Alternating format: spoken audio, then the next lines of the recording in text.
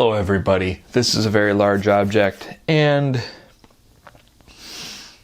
when it comes to controllers, there are a couple options to choose from, but my daily drivers usually have been from 8-Bit Do. I started with their SN30 Pro. It's a nice controller, it fits in your bag pretty easily. It's actually kind of comfortable to hold, but that's not for everybody. Plus I did want analog triggers. These are just digital. So it played fine. It was good with like first-person shooters and stuff like that, but with racing games and everything that I was trying to play, this was not usable for me.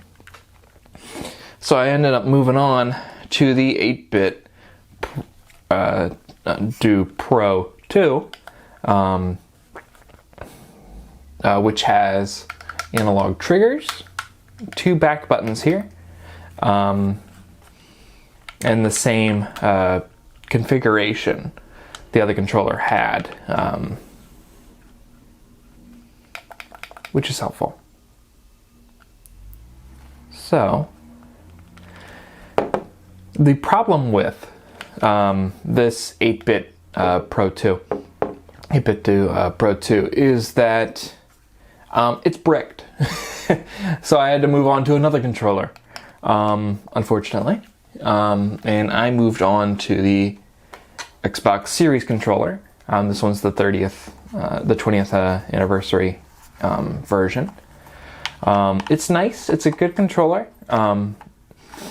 It does have the rechargeable.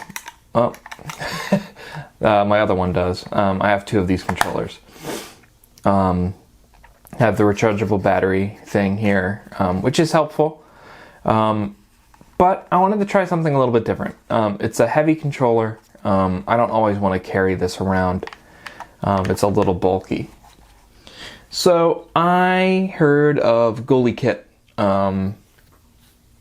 Actually, I heard of them through INEO, the people who brought you this device here.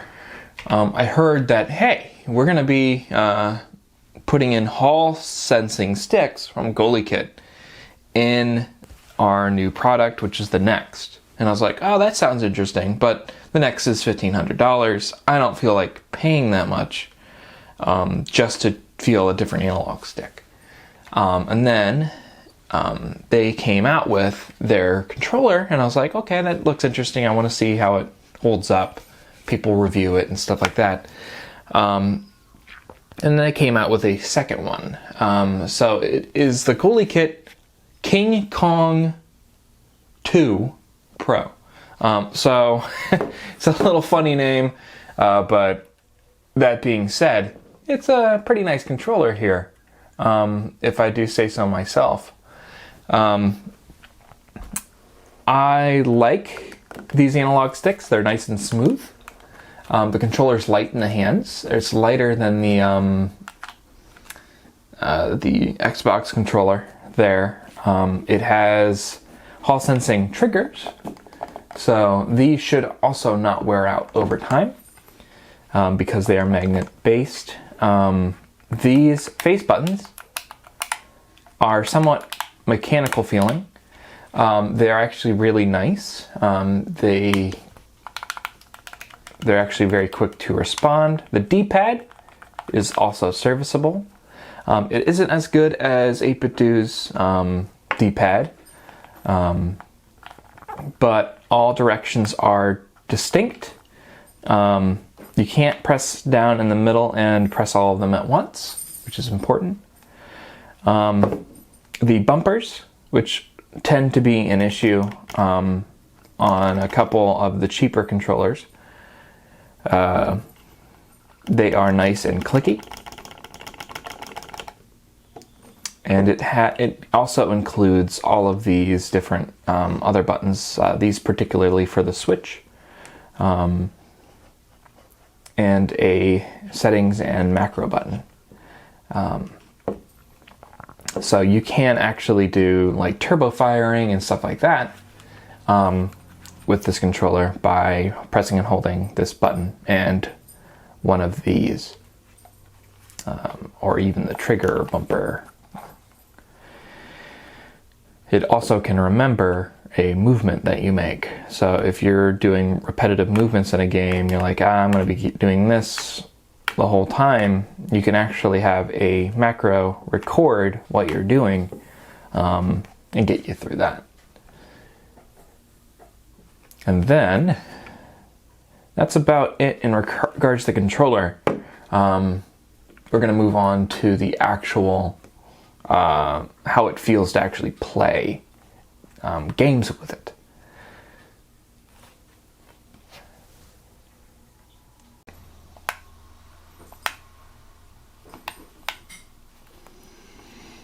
And the buttons are already laid out the way that they are on the Switch, which is helpful for the Switch emulation stuff. Okay.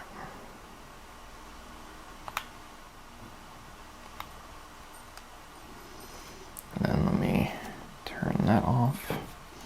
Okay, so let's go around here. See if we can talk to somebody. Oh, we gotta go up, looks like. So yeah, it's a really comfortable controller. If you held the Xbox Series controllers, it feels really similar to that. The triggers are a little bit more curved here, so your finger lays more comfortably in it.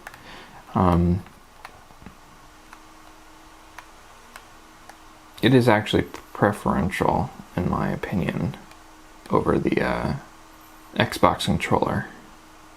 I do wish I could use it on the Xbox, but Microsoft for some reason doesn't allow you to use wireless controllers that they didn't make. Alright, we're gonna play a couple games here. I'm gonna play Pole. If you haven't played it before, it's a pretty neat little game.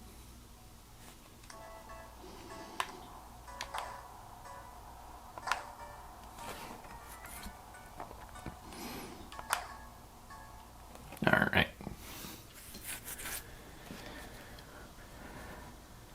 Now, this is a platformer that relies on your analog stick here to move. Now, I think that's the perfect game to test this.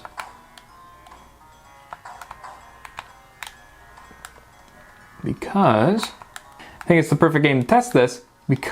it's relying on the analog stick, which, as you can see,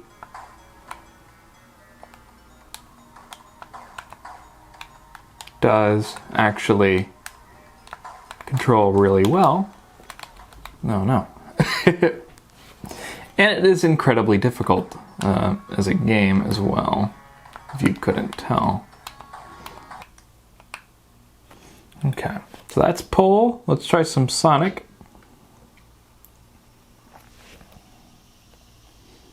It's also probably going to have problems with the Steam Cloud or something.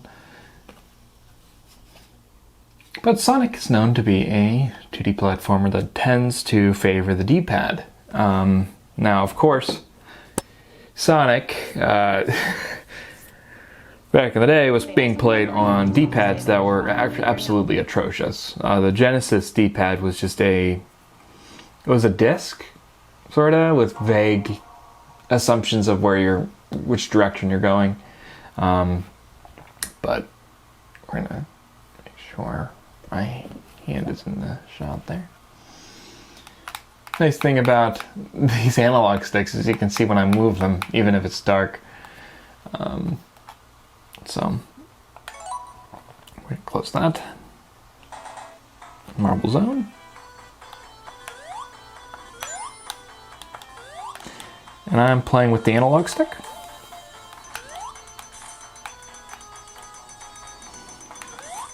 And the direction snapping there is actually pretty good. Okay.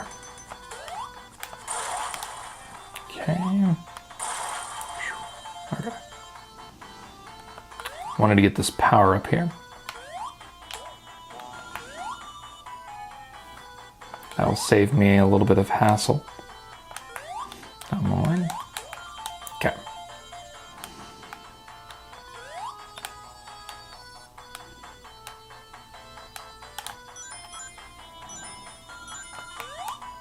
But as you can see, I'm having zero issues snapping the character because there are no dead zones on the analog stick.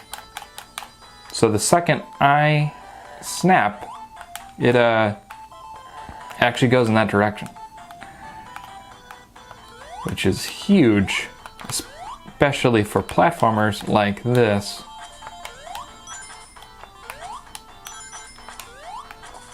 Okay.